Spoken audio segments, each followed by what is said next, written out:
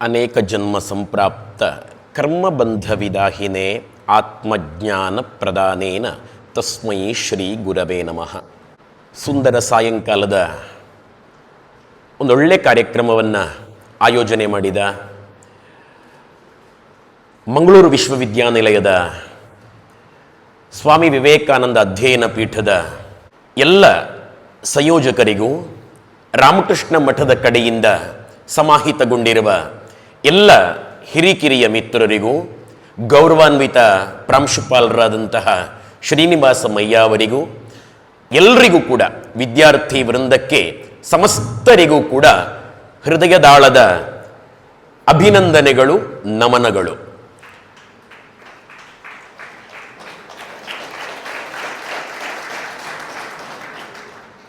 ಒಂದೊಳ್ಳೆ ಭಾಷಣವನ್ನ ಕೇಳಿದರೆ ಮುಗೀತು.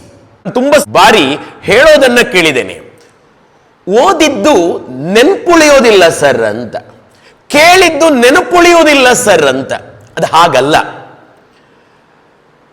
ನಿಮಗೆ ಒಂದು ಎಕ್ಸ್ಪೀರಿಯನ್ಸ್ ನಾನು ಹೇಳ್ತಾ ಇದ್ದೇನೆ ಕೇಳಿ. ನಾನು ಯಾವುದೋ ಒಂದು ಭಾಷಣ ಒಪ್ಕೊಳ್ತೇನೆ. ಈ ಪ್ರಮುಖ ಭಾಷಣವನ್ನ ಒಪ್ಪಿಕೊಂಡ ನಂತರ ತಪ್ಪಿಸೋ ಹಾಗಿಲ್ಲ, ಬರಲೇಬೇಕು. ಅತಿಥಿಗಳು ತಪ್ಪಿಸ್ಕೊಂಡ್ರೆ ಪ್ರಾಬ್ಲಮ್ ಇಲ್ಲ, ಪ್ರಧಾನ ಭಾಷಣಕಾರರು ತಪ್ಪಿಸೋ ಹಾಗಿಲ್ಲ. ಇವತ್ತು ನನ್ನ ಮೂಡ್ ಸರಿ ಇಲ್ಲ ಅಂತ ಹೇಳಿ ತಪ್ಪಿಸೋ ಹಾಗಿಲ್ಲ.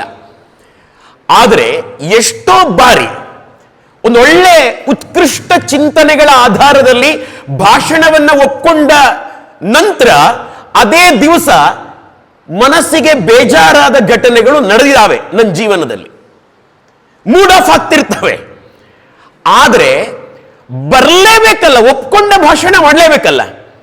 ಹೀಗೇನಾದರೂ ಮನಸ್ಸು ತಲ್ಲಣಗೊಂಡಿದ್ದರೆ, ಮನಸ್ಸು ಜಿಗುಪ್ಸೆಗೊಂಡಿದ್ದರೆ, ಭಾಷಣ ಕೇಳುವುದಲ್ಲ, ಭಾಷಣ ಮಾಡುವ ನಮಗೆ ಅರ್ಧ ಅಥವಾ 1 ಗಂಟೆಗಳ ಭಾಷಣ ಮಾಡಿದ ನಂತರ ಮನಸ್ಸು ರಿಫ್ರೆಶ್ ಆಗಿರುತ್ತದೆ. ಇದು ಎಕ್ಸ್ಪೀರಿಯನ್ಸ್. ಯಾಕೆ ಹೀಗೆ? ನಾವು ಮಾಡುವ ಪ್ರತಿ ಕೆಲಸ ಕೂಡ ಕರ್ಮ ಹ್ಯಾಸ್ ರಿಟರ್ನ್, ಅದು ಬರಲೇಬೇಕದು. ನಾವು ಮಾಡುವ ಪ್ರತಿ ಆಲೋಚನೆ ನಮ್ಮ ಮೇಲೆ ಪರಿಣಾಮವನ್ನ ಮಾಡಲೇಬೇಕು. ಆದದ್ರಿಂದ ನಾವು ಓದುವಾಗ ಆಲೋಚನೆ ಮಾಡಲೇಬೇಕು, ನಾವು ಮಾತನಾಡುವಾಗ ಆಲೋಚನೆ ಮಾಡಲೇಬೇಕು. ಈಗ ನಾನು ಭಾಷಣ ಮಾಡುವಾಗ ವಿವೇಕಾನಂದರ ಬಗ್ಗೆನೇ ಯೋಚನೆ ಮಾಡಬೇಕು. ಪಾಸಿಟಿವ್ ಯೋಚನೆ ನನ್ನ ಮನಸ್ಸನ್ನ ಪಾಸಿಟಿವ್ ದಿಕ್ಕಿನತ್ತ ತಗೊಂಡೋಗ್ತದೆ. ನೆಗೆಟಿವ್ ಥಿಂಕಿಂಗು ನಮ್ಮ ಮನಸ್ಸನ್ನ ಹಾಳು ಮಾಡುತ್ತದೆ. ಇದು ಸೈಕಲಾಜಿಕಲ್ ಸಂಗತಿ. ಇದು ಆದದ್ರಿಂದ ನಾವು ಕೇಳುವ ಪ್ರತಿ ಒಳ್ಳೆ ಮಾತುಗಳು ಅದು ನೆನಪಿನಲ್ಲಿ ಉಳಿತದೋ ಇಲ್ಲವೋ ಅದಲ್ಲ, ಅದು ಉಳಿದೇ ಉಳಿತದೆ. ಯಾವ ರೂಪದಲ್ಲಾದರೂ ಇರಬಹುದು, ಅದು ಮಾಡಬೇಕಾದ ಕೆಲಸವನ್ನ ಅದು ಮಾಡೇ ಮಾಡುತ್ತದೆ ಅಂತ ನಂಬಿ ಒಂದಷ್ಟು ಮಾತುಗಳನ್ನು ನಾನು ಮಾತಾಡಬೇಕು. ಯುವಕರಲ್ಲಿ ಸಂಯಮ ಇರಬೇಕು, ಯುವಕರಲ್ಲಿ ಅವರು ಪರಿಶ್ರಮ ಪಡಬೇಕು ಅಂತ ಸ್ವಾಮಿ ವಿವೇಕಾನಂದರು ಹೇಳಿದ್ದಾರೆ ಅಂತ ನಾನು ಮಾತಾಡಬೇಕು. ಅದನ್ನ ಹೇಳಲಿಕ್ಕೆ ವಿವೇಕಾನಂದರು ಯಾರು? ವಿವೇಕಾನಂದರು ಯಾರು ಅಂತ ಗೊತ್ತಾದರೆ ಮಾತ್ರ ಅದು ತೂಕ ಪಡ್ಕೊಳ್ಳುತ್ತದೆ. ನನಗೆ ನಮ್ಮ ರಾಮಕೃಷ್ಣಾಶ್ರಮದ ಸ್ವಾಮೀಜಿ ಹೇಳ್ತಾ ಇದ್ರು, ಶ್ರೀಕೃಷ್ಣ ನನ್ನ ಶಿಷ್ಯ, ಅವ್ರ ಶಿಷ್ಯ. ಶ್ರೀಕೃಷ್ಣ, ಈಗ ನೀನು ಮಾತಾಡಿದರೆ ಶ್ರೀಕೃಷ್ಣ ಉಪಾಧ್ಯಾಯ ಹೇಳಿದ ಮಾತು, ಅವನ ಸ್ಟೇಟ್ಮೆಂಟ್ ಅಂತಾಗಲ್ಲ. ನೀನು ಎಷ್ಟು ಅಧ್ಯಯನ ಮಾಡಿದರೂ ಕೂಡ ಡಾಕ್ಟರ್ APJ ಅಬ್ದುಲ್ ಕಲಾಂ ಹೇಳಿದ್ದು, ಸುಭಾಷ್ ಚಂದ್ರ ಬೋಸ್ ಅವರು ಹೇಳಿದ್ದು, ಅಥವಾ ಯಾರೋ ಒಬ್ಬರು ಮಹಾತ್ಮರು ಹೇಳಿದ್ದು, ಸೈಂಟಿಸ್ಟ್ ಹೇಳಿದ್ದು, ಅವರ ಸ್ಟೇಟ್ಮೆಂಟು, ಅದಕ್ಕೆ ಒಂದು ವೆಯ್ಟೇಜ್ ಉಂಟು. ಆ ತೂಕ ಅಧ್ಯಯನ ಮಾತ್ರ ಮಾಡೋದರಿಂದ ಬರೋದಲ್ಲ, ಅದರ ಹಿಂದೆ ಇನ್ನೇನೋ ಇರಬೇಕಾಗ್ತದೆ. ಆ ಮಟ್ಟಕ್ಕೆ ನೀನು ಬೆಳಿಬೇಕು ಅಂತ ಆಶೀರ್ವಾದ ಮಾಡಿದ ದಿನ ಇದೆ, ನನಗೆ ನೆನಪಿದೆ. ಹೀಗೆ ಸ್ವಾಮಿ ವಿವೇಕಾನಂದರು ನನ್ನ ಹಾಗಲ್ಲ. ಸಾಮಾನ್ಯ ಮನುಷ್ಯರ ಹಾಗಲ್ಲ. ಅವರ ಮಾತಿಗೆ ತುಂಬಾ ತೂಕ ಇದೆ ಅಂತ ಮೊದಲು ಗೊತ್ತಾಗಬೇಕು. ಅವರು ಏನು ಅಂತ ಗೊತ್ತಾದರೆ ತನ್ನಿಂತಾನಾಗಿ ಅವರ ಮೇಲೆ ಅಭಿಮಾನ ಉಕ್ಕಿದ್ರೆ ಅದನ್ನ ಫಾಲೋ ಮಾಡಿ ಹೋಗ್ತದೆ. ಅದಕ್ಕೆ ಪ್ರಯತ್ನ ಬೇಕಾಗಿಲ್ಲ. ನಾನು ತುಂಬಾ ಬಾರಿ ಹೇಳೋದಿದೆ, ಭಗವದ್ಗೀತೆ ಫಾಲೋ ಮಾಡಬೇಕು ಅಂತ ನೀವು ಯಾವತ್ತು ಹೇಳಿದರೂ ಕೂಡ ಅದಾಗಲ್ಲ, ಸಕ್ಸಸ್ ಆಗಲ್ಲ. ಅದರ ಬದಲು ಮೊದಲು ಕೃಷ್ಣ ಪ್ರೀತಿ ಹುಟ್ಟಿಕೊಳ್ಳುವ ಹಾಗೆ ಏನಾದರೂ ಮಾಡಬೇಕು. ಭಗವಂತನ ಮೇಲೆ ಪ್ರೀತಿ ಹುಟ್ಕೊಂಡ್ರೆ ಅವರು ಹೇಳಿದ ಮಾತನ್ನ ನಾವು ಕೇಳಬೇಕು ಅಂತ ಜನಕ್ಕೆ, ಪ್ರೀತಿಸುವ ಜನಕ್ಕೆ ಅನಿಸ್ತದೆ ಅಂತ. ನಮ್ಮ ಕಾಲೇಜ್ ಲೆಕ್ಚರರ್ಸ್ಗೆ ನಾನು ಹೇಳ್ತೇನೆ, ವಿದ್ಯಾರ್ಥಿಗಳಿಗೆ ನಮ್ಮ ಮೇಲೆ ಅಭಿಮಾನ ಬರುವ ಹಾಗೆ ನಾವು ಇದ್ರೆ ತನ್ನಿಂತಾನಾಗಿ ಅವರು ಆ ಮಾತನ್ನು ಕೇಳ್ತಾರೆ ಅಂತ. ನಾನು ಆದದ್ರಿಂದ ವಿವೇಕಾನಂದ ಪ್ರೀತಿ ಹುಟ್ಕೊಂಡ್ರೆ ವಿವೇಕಾನಂದರು ಏನು ಹೇಳಿದ್ದಾರೆ ಅಂತ ಕೇಳಿ ಹೋಗ್ತದೆ, ಅದನ್ನ ಮಾಡಿ ಹೋಗ್ತದೆ. ಅದಿಲ್ಲ ಅಂತಂದ್ರೆ ಸ್ವಲ್ಪ ಕಷ್ಟ ಅಂತ ನನಗನ್ಸೋದು. ಆದದ್ರಿಂದ ಪ್ರಾರಂಭದಲ್ಲಿ ವಿವೇಕಾನಂದರ ಬಗ್ಗೆ ಸ್ಟಡಿ ಮಾಡ್ಲಿಕ್ಕೆ ಶುರು ಮಾಡಬೇಕು ಅಂತ ಸ್ಟಡಿ ಸೆಂಟರ್ನ ಪರವಾಗಿ ನಾನು ಒಂದು ಆತ್ಮೀಯವಾದ ಕರೆ ಕೊಡ್ತೇನೆ. ಯಾಕೆ ಅಂತಂದ್ರೆ ಗೊತ್ತಾದರೆ ಅಭಿಮಾನ ಉಕ್ಕದೆ ಇರಲ್ಲ, ಹಾಗಿದೆ ವಿವೇಕಾನಂದರ ಲೈಫ್. ಅದು ಎರಡು ಮಾತೇ ಇಲ್ಲ. ಇದನ್ನ ನಾವು ಹೇಳುತ್ತಿರೋದಲ್ಲ. ವಿವೇಕಾನಂದರು ಆ ಅಮೆರಿಕ, ಶ್ರೀಮಂತ ಅಮೆರಿಕದ ಆ ಚಿಕಾಗೋ ಪಟ್ಟಣದ ಆ ಆರ್ಟ್ ಇನ್ಸ್ಟಿಟ್ಯೂಟ್ ಕಟ್ಟಡದ ಆ ಹಾಲ್ ಆಫ್ ಕೊಲಂಬಸ್ ಅನ್ನುವ ಭವ್ಯ ಸಭಾಂಗಣದಲ್ಲಿ ಕೊಟ್ಟ ಒಂದು ಮಾತು ಎಂತ ಮೋಡಿ ಮಾಡಿತು ಅಂತ ಹೇಳಿ ನಿಮ್ಗೆಲ್ರಿಗೂ ಗೊತ್ತಿದೆ. ಅದರ ಪರಿಣಾಮ ಏನಾಯಿತು? ಅಮೆರಿಕಾದಲ್ಲಿ ಆಳೆತ್ತರದ ಸ್ವಾಮಿ ವಿವೇಕಾನಂದರ ದೊಡ್ಡ ದೊಡ್ಡ ಕಟೌಟ್ಗಳು ಆ ಅಮೆರಿಕದ ಬೀದಿ ಬೀದಿಗಳಲ್ಲಿ ಬಿದ್ದುವು. ದ ಮಾಂಕ್ ವಿವೇಕಾನಂದ ಅಂತ ಬೋರ್ಡ್ ಬೇರೆ. ಇವತ್ತಿಗೂ ಆ ಚಿಕಾಗೋ ವೇದಿಕೆಗೆ ಹೋಗುವ ರಸ್ತೆಗೆ ಸ್ವಾಮಿ ವಿವೇಕಾನಂದ ರೋಡ್ ಅಂತ ಹೆಸರು ಕೊಟ್ಟಿದ್ದಾರೆ. ಯಾವೊಬ್ಬ ವಿದೇಶಿ ವ್ಯಕ್ತಿಗೂ ಕೂಡ ಅಮೆರಿಕದ ಇತಿಹಾಸದಲ್ಲಿ ಭಾರತದ ವಿವೇಕಾನಂದರಿಗೆ ಸಿಕ್ಕಿದಷ್ಟು ಗೌರವ ಸಿಗಲೇ ಇಲ್ಲ. ಅಂಥದ್ದೊಂದು ಗೌರವವನ್ನ ವಿವೇಕಾನಂದರು ಪಡ್ಕೊಂಡಿದ್ದಾರೆ. ಸ್ವಾಮಿ ವಿವೇಕಾನಂದರ ಬಗ್ಗೆ ನ್ಯೂಯಾರ್ಕ್ ಹೆರಾಲ್ಡ್ ಪತ್ರಿಕೆ, ಸ್ವಾಮಿ ವಿವೇಕಾನಂದರ ಬಗ್ಗೆ ಪ್ರೆಸ್ ಆಫ್ ಅಮೆರಿಕಾ ಪತ್ರಿಕೆ, ಸ್ವಾಮಿ ವಿವೇಕಾನಂದರ ಬಗ್ಗೆ ಚಿಕಾಗೋ ಓಷನ್ ಮಿರರ್ ಪತ್ರಿಕೆ ಇತ್ಯಾದಿ ಪ್ರಸಿದ್ಧ ಜಾಗತಿಕ ಪತ್ರಿಕೆಗಳು ಇವರು ಭಾಷಣ ಮಾಡಿದ ಮರುದಿನ ಮುಖಪುಟ ವರದಿಗಳನ್ನ ಕೊಟ್ಟಿದ್ದಾವೆ. ಅಲ್ಲಿ ನಿಜಕ್ಕೂ ನಡೆದದ್ದು ಸರ್ವಧರ್ಮ ಸಮ್ಮೇಳನ ಅಲ್ಲ. ಕ್ರಿಸ್ಟೋಫರ್ ಕೊಲಂಬಸ್ ಅಮೆರಿಕವನ್ನ ಕಂಡು ಹಿಡಿದು, ಆ ನಾವಿಕ ಕಂಡು ಹಿಡಿದು ಹೆಚ್ಚು ಕಡಿಮೆ 400 ವರ್ಷ ಆಗಿತ್ತು ಅನ್ನುವ ಕಾರಣಕ್ಕಾಗಿ ಕೊಲಂಬಸ್ಸಿನ ಹೆಸರಿನಲ್ಲಿ 2 ತಿಂಗಳುಗಳ ಕಾಲ ನಡೆದ ಬಹುದೊಡ್ಡ ಜನಜಾತ್ರೆ ಅದು ಕೊಲಂಬಿಯನ್ ಜಾಗತಿಕ ಮೇಳ. ಅದು ಸರ್ವಧರ್ಮ ಸಮ್ಮೇಳನ ಅಲ್ಲ. ಆ ಕೊಲಂಬಿಯನ್ ಜಾಗತಿಕ ಮೇಳದಲ್ಲಿ ಸರ್ವಧರ್ಮ ಸಮ್ಮೇಳನ ಮಾತ್ರ ನಡೆದದ್ದಲ್ಲ, ಅಲ್ಲಿ ವೈಜ್ಞಾನಿಕ ಸಮ್ಮೇಳನಗಳು ನಡೆದಿದ್ದಾವೆ, ಸಾಹಿತ್ಯ ಸಮ್ಮೇಳನಗಳು ನಡೆದಿದ್ದಾವೆ, ಸಂಗೀತ ಸಮ್ಮೇಳನಗಳು ನಡೆದಿದ್ದಾವೆ, ಶೈಕ್ಷಣಿಕ ಸಮ್ಮೇಳನಗಳು ನಡೆದಿದ್ದಾವೆ, ಮಹಿಳೆಯ ವಿಷಯಕ್ಕೆ ಸಂಬಂಧಪಟ್ಟ ಸಮ್ಮೇಳನಗಳು ನಡೆದಿದ್ದಾವೆ ಇತ್ಯಾದಿ ಅನೇಕ ಸಮ್ಮೇಳನಗಳ ನಡುವೆ ಇದೊಂದು ಸಮ್ಮೇಳನ ಒಂದು ದಿನ ಅಲ್ಲ 17 ದಿನಗಳ ಕಾಲ ನಡೆದಿವೆ. ಸೆಪ್ಟೆಂಬರ್ 11ರಿಂದ ಸೆಪ್ಟೆಂಬರ್ 27ರ ತನಕ 17 ದಿನಗಳ ಕಾಲ ಸರ್ವಧರ್ಮ ಸಮ್ಮೇಳನ ನಡೆದಿದೆ. ಆದರೆ ಇವತ್ತಿಗೂ ಕೂಡ ಅಮೆರಿಕ ಅದರ ಸ್ಮರಣಾಚರಣೆಯನ್ನ ನಡೆಸ್ತಿದೆ. ಆ ಚಿಕಾಗೋ ವೇದಿಕೆಯಲ್ಲಿ ಕಾರ್ಯಕ್ರಮ ಪ್ರತಿ ವರ್ಷ ಜನವರಿ 12ಕ್ಕೆ ನಡೆಯುತ್ತದೆ.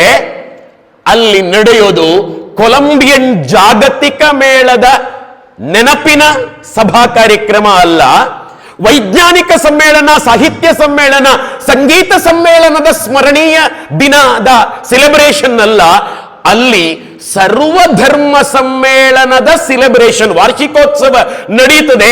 ಅದರಲ್ಲೂ ಭಾರತದ ವಿವೇಕಾನಂದರು ಕೊಟ್ಟ ಭಾಷಣದ ಸ್ಮರಣಾಚರಣೆ ಇವತ್ತಿಗೂ ನಡೀತದೆ.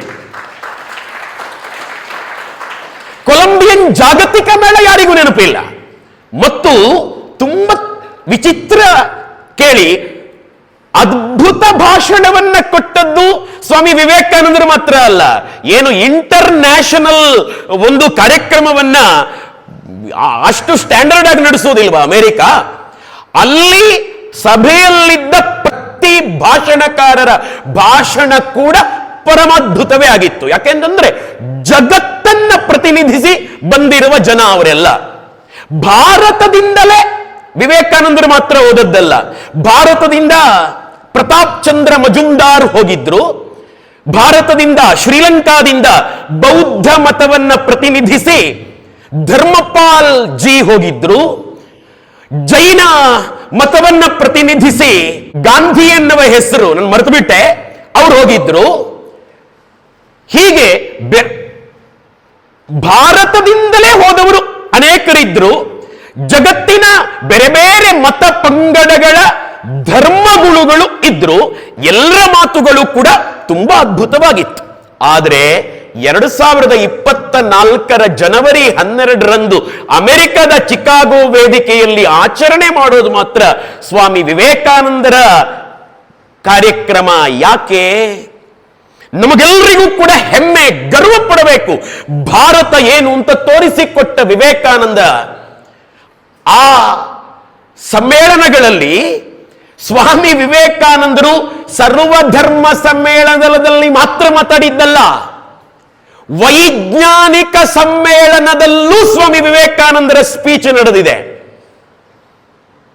ಸ್ವಾಮಿ ವಿವೇಕಾನಂದರು ಗೊತ್ತಿರಲಿ, ಒಂದು ಪತ್ರಿಕೆ ಬರೀತದೆ, ನಮ್ಮ ಅಮೆರಿಕನ್ ಯೂನಿವರ್ಸಿಟಿ ಪ್ರೊಫೆಸರ್ ಲೆವೆಲಿನ ಇಂಗ್ಲಿಷ್ ಅಲ್ಲಿ ನಿರರ್ಗಳವಾಗಿ ಮಾತನಾಡಬಲ್ಲ ಸಾಮರ್ಥ್ಯ ಸ್ವಾಮಿ ವಿವೇಕಾನಂದರಿಗಿದೆ ಅಂತ ಅಲ್ಲಿನ ಒಂದು ಪತ್ರಿಕೆ ವರದಿ ಮಾಡಿದೆ. ಸ್ವಾಮಿ ವಿವೇಕಾನಂದರ ಇಂಗ್ಲಿಷ್ ತುಂಬಾ ಪ್ರೌಢ. ಎಷ್ಟರ ಮಟ್ಟಿಗೆ ಅಂತಂದ್ರೆ ಇಂಗ್ಲಿಷ್ ಅಲ್ಲಿ ಅನೇಕ ಕಾವ್ಯಗಳನ್ನ ಅವರು ರಚನೆ ಮಾಡಿದ್ದಾರೆ. ಗೂಗಲ್ ಅಲ್ಲಿ ಸಿಗುತ್ತೆ ನಿಮಗೆ ವಿವೇಕಾನಂದರ ಇಂಗ್ಲಿಷ್ ಕಾವ್ಯಗಳು. ಒಂದು ಭಾಷೆಯಲ್ಲಿ ಮಾತನಾಡೋ ಸಾಮರ್ಥ್ಯ ಬೇರೆ, ಕವಿತಾ ರಚನೆಯ ಸಾಮರ್ಥ್ಯ ಬೇರೆ. ಸ್ವಾಮಿ ವಿವೇಕಾನಂದರು ಸಂಸ್ಕೃತದ ವೇದ ಉಪನಿಷತ್ತುಗಳ ಆಧಾರದಲ್ಲಿ ಭಾಷಣ ಕೊಡ್ತಾ ಇದ್ರು. ಸಂಸ್ಕೃತವನ್ನ ನಿರರ್ಗಳವಾಗಿ ಮಾತನಾಡಬಲ್ಲವರಾಗಿದ್ರು. ಅಷ್ಟು ಮಾತ್ರ ಅಲ್ಲ, ಸಂಸ್ಕೃತದಲ್ಲಿಯೂ ಕೂಡ ಅನೇಕ ಶ್ಲೋಕಗಳನ್ನ, ಅನೇಕ ಕಾವ್ಯಗಳನ್ನ ಸ್ವಾಮಿ ವಿವೇಕಾನಂದರು ಬರೆದಿದ್ದಾರೆ. ರಾಮಕೃಷ್ಣ ಮಠದ ಲೈಬ್ರರಿಯಲ್ಲಿ ನಿಮಗೆ ಅವು ಸಿಗ್ತವೆ. ಅಂತ ಸಂಸ್ಕೃತ ಅವರದ್ದು. ಸ್ವಾಮಿ ವಿವೇಕಾನಂದರು ಮೂಲತಃ ಬಂಗಾಳಿಯಾಗಿದ್ರಿಂದ ಬಂಗಾಳಿ ಭಾಷೆ ಹೇಗೂ ಬರ್ತಾ ಇತ್ತು. ಅವರು ಹಿಂದಿಯಲ್ಲಿ ಮಾತಾಡ್ತಾ ಇದ್ರು. ಅವರು ದಕ್ಷಿಣ ಭಾರತದ ತಮಿಳು ಭಾಷೆಯಲ್ಲೂ ಕೂಡ ಮಾತನಾಡಬಲ್ಲ ಸಾಮರ್ಥ್ಯವನ್ನ ಹೊಂದಿದ್ರು. ಸ್ವಾಮಿ ವಿವೇಕಾನಂದರಿಗೆ ಇತಿಹಾಸದ ಜ್ಞಾನ ಎಷ್ಟಿತ್ತು ಅಂತಂದ್ರೆ, ಪೌರಾತ್ಯ ಮಾತ್ರ ಅಲ್ಲ, ಪಾಶ್ಚಾತ್ಯ ರಾಷ್ಟ್ರಗಳ ಇತಿಹಾಸದ ಬಗ್ಗೆ ಆಳವಾದ ಪರಿಜ್ಞಾನ ಇತ್ತು. ಅವರನ್ನ ಭೇಟಿ ಮಾಡಿದ, ಅವರಿಗೆ ಪರಿಚಯ ಪತ್ರ ಕೊಟ್ಟ Harvard University professor John Henry Wright ಅವರು ಮಾರು ಹೋದದ್ದೇ ಅವರ ಇತಿಹಾಸದ ನಾಲೆಜ್ಗೆ. ಅವರ ಶ್ರೀಮತಿಯವರು ವಿವೇಕಾನಂದರ ಕುರಿತು ಹೇಳುತ್ತಾರೆ, ವಿವೇಕಾನಂದರಿಗೆ ವಯಸ್ಸಿನ ದೃಷ್ಟಿಯಿಂದ 30ರ ಹರೆಯ. 30ನೇ ವರ್ಷದಲ್ಲಿ ಅವರು ಅಮೆರಿಕಕ್ಕೆ ಹೋದದ್ದು, 30ನೇ ಹರೆಯ. ಆದರೆ ನಾಲೆಜಿನ ದೃಷ್ಟಿಯಿಂದ ಅವರು ಯುಗ ಯುಗಗಳಷ್ಟು ಹಿರಿಯರು ಅಂತ ಜಾನ್ ಹೆನ್ರಿ ರೈಟ್ ಅವರ ಪತ್ನಿ ಹೇಳುತ್ತಾರೆ. ಸ್ವಾಮಿ ವಿವೇಕಾನಂದರು ಮಾತನಾಡಿದ ನಂತರ ಎಂತ ಮೋಡಿ ನಡೆಯಿತು ಅಮೆರಿಕದಲ್ಲಿ ಅಂತಂದ್ರೆ, ವಿವೇಕಾನಂದರು ಭಾಷಣ ಮಾಡಿದ ಸಾಹಿತ್ಯ ನಮಗೆ ಸಿಗ್ತದೆ. ಯಾಕೆಂತಂದ್ರೆ ಅದನ್ನ ದಾಖಲ್ ಮಾಡಿದವರಿದ್ದಾರೆ. ವಿಡಿಯೋ ರೆಕಾರ್ಡ್ ಆಗಲಿಲ್ಲ, ಆಡಿಯೋ ರೆಕಾರ್ಡ್ ಆಗಲಿಲ್ಲ. ಯೂಟ್ಯೂಬ್ ಅಲ್ಲಿ ನಿಮಗೆ ಚಿಕಾಗೋ ಸ್ಪೀಚ್ ಅಂತ ಹೊಡೆದರೆ ಒಂದು ಸ್ಪೀಚ್ ಸಿಗ್ತದೆ. ಅದು ವಿವೇಕಾನಂದರ ಧ್ವನಿ ಅಲ್ಲ. ದಯವಿಟ್ಟು ತಪ್ಪು ಅರ್ಥ ಮಾಡ್ಕೊಳ್ಬಾರದು. ನನಗೆ ಯಾವತ್ತೂ ಕೂಡ ಅದನ್ನ ಕೇಳಿದರೆ ಬೇಜಾರಾಗೋದು. ವಿವೇಕಾನಂದರ ಲೆವೆಲ್ ಎಲ್ಲಿ ಕಡಿಮೆ ಆಗ್ಬಿಡುತ್ತದೋ ಅಂತ. ಯಾಕೆಂತಂದ್ರೆ ಸಾಹಿತ್ಯ ಅದುವೇ, ಧ್ವನಿ ಅದಲ್ಲ. ನಾವು ಮಾತನಾಡುವ ಒಂದು ವಿಷಯವನ್ನ ಯಾರು ಮಾತಾಡುತ್ತಾರೆ, ಯಾವ ಧ್ವನಿಯಲ್ಲಿ ಮಾತಾಡ್ತಾರೆ ಅನ್ನುವುದರ ಆಧಾರದಲ್ಲಿ ಅದರ ಕ್ವಾಲಿಟಿ ಹೋಗ್ತದೆ. ಆದ್ದರಿಂದ ಅದೇ ಸ್ಪೀಚ್ ಅನ್ನ ನಾನ್ ಮಾಡಿದರೆ ಆ ಲೆವೆಲ್ಗೆ ಬರಲಿಕ್ಕಿಲ್ಲ. ಅದೇ ಸ್ಪೀಚ್ ಅನ್ನ ಇನ್ಯಾರೋ ಮಾಡಿದರೆ, ಯಾರೋ ಧ್ವನಿ ಕೊಟ್ಟು ಯೂಟ್ಯೂಬ್ಗೆ ಅಪ್ಲೋಡ್ ಮಾಡಿದರೆ ಆ ಕ್ವಾಲಿಟಿ ಸಿಗ್ಲಿಕ್ಕಿಲ್ಲ. ಅದು ವಿವೇಕಾನಂದರ ಸ್ಪೀಚ್ ಅಲ್ಲ, ವಿವೇಕಾನಂದರ ಧ್ವನಿ. ಮೈಸೂರು ಅರಮನೆಯಲ್ಲಿ ಇತ್ತಂತೆ, ಆದರೆ ಅರಮನೆಗೆ ಒಮ್ಮೆ ಬೆಂಕಿ ಬಿದ್ದು, ಸ್ವಾಮಿ ವಿವೇಕಾನಂದರು ಭೇಟಿ ಕೊಟ್ಟ ಅರಮನೆ ಅಲ್ಲ ಈಗ ಮೈಸೂರಲ್ಲಿರೋದು, ಅದನ್ನ ಈಗ ಮತ್ತೆ ಕಟ್ಟಲಾಗಿದೆ, ಕನ್ಸ್ಟ್ರಕ್ಷನ್ ಮಾಡಲಾಗಿದೆ. ಆಗಿನ ಅರಮನೆಯಲ್ಲಿತ್ತು, ಆದರೆ ಬೆಂಕಿ ಬಿದ್ದು ಇಡೀ ಅರಮನೆ ಸುಟ್ಟು ಕರಕಲಾದಾಗ ವಿವೇಕಾನಂದರ ಧ್ವನಿ ಕೂಡ ಮಿಸ್ ಆಯಿತು ಅಂತ ಇತಿಹಾಸಕಾರರು ಹೇಳ್ತಾರೆ. ನಮ್ಮ ರಾಮಕೃಷ್ಣ ಮಠದ ಸ್ವಾಮೀಜಿಯವರು ಹೇಳ್ತಾರೆ, ಛೆ ಅದೊಂದು ಸಿಗಬೇಕಿತ್ತು ಅಂತ, ವಿವೇಕಾನಂದರ ಧ್ವನಿ ಸಿಗಬೇಕಿತ್ತು ಅಂತ. ವಿವೇಕಾನಂದರು ಮಾಡಿದ ಭಾಷಣದ ಆ ಸಾಹಿತ್ಯವನ್ನ ನಾವು ಓದ್ಲಿಕ್ಕೆ ಶುರು ಮಾಡಿದರೆ ಬಹುಶಃ 3-4 ನಿಮಿಷದಲ್ಲಿ ಮುಗೀತದೆ, ಅಥವಾ ಒಂದು 5 ನಿಮಿಷ ತಗೊಳ್ಳಿ, 5 ನಿಮಿಷದಲ್ಲಿ ಮುಗೀತದೆ. ಆದರೆ ವಿವೇಕಾನಂದರ 5 ನಿಮಿಷದ ಭಾಷಣಕ್ಕೆ 4 ಬಾರಿ ಚಪ್ಪಾಳೆಗಳು ಬಿದ್ದಿದ್ದಾವೆ. ರೆಕಾರ್ಡೆಡ್ ಹಿಸ್ಟರಿ ಹೇಳ್ತಿರೋದು ನಾನು, ಸುಮ್ಮನೆ ಹೇಳ್ತಿರೋದಲ್ಲ. 4 ಬಾರಿ ಚಪ್ಪಾಳೆ ಇತಿಹಾಸಕಾರರು ದಾಖಲು ಮಾಡಿದ್ದಾರೆ. ಮೊದಲ ಚಪ್ಪಾಳೆ 2.5 ನಿಮಿಷಗಳ ಕಾಲ ಬಿದ್ದುವು ಅಂತ. ಮೊದಲ ಚಪ್ಪಾಳೆ ಯಾವ ಮಾತಿಗೆ ಅಂತ ಹೆಚ್ಚಿನವರಿಗೆ ಗೊತ್ತಿದೆ. Sisters and brothers of America ಅಂದಾಗಲೇ ಬಿತ್ತು. ಎಷ್ಟರ ಮಟ್ಟಿಗೆ ಚಪ್ಪಾಳೆ ಬಿತ್ತು ಅಂತಂದ್ರೆ, ಇಂದಿನ 2024 ವಾಟ್ಸಪ್ ಯುಗ ಅಂತಂದ್ರೆ ಎಷ್ಟು ವೈರಲ್ ಆಗ್ತಿತ್ತೋ ಏನೋ ಆ ಸೀನು. ಆದರೆ ಅವತ್ತು ವಿಡಿಯೋ ಆಡಿಯೋ ಏನೂ ಇರಲಿಲ್ಲ. 2.5 ನಿಮಿಷಗಳ ಕಾಲ ಕಿರಿದು ಸೇರಿದ್ದ ಆ ಜನ ಕುಣಿಲಿಕ್ಕೆ ಶುರು ಮಾಡಿದ್ರಂತೆ. ಹಾಕೊಂಡಿದ್ದ ಹ್ಯಾಟ್ ಅನ್ನ ಹಾರಿಸಿ ಹಾರಿಸಿ ಖುಷಿ ಪಟ್ರಂತೆ. ಎಷ್ಟು ಮಟ್ಟಿಗೆ ವಿವೇಕಾನಂದರ ಬಗ್ಗೆ ಅಭಿಮಾನ ಬಂತು ಅಂತಂದ್ರೆ ಓಡೋಡಿ ಬಂದ್ರಂತೆ, ಈ ಮನುಷ್ಯನನ್ನ ಹತ್ರದಿಂದ ನೋಡಬೇಕು ಅಂತ.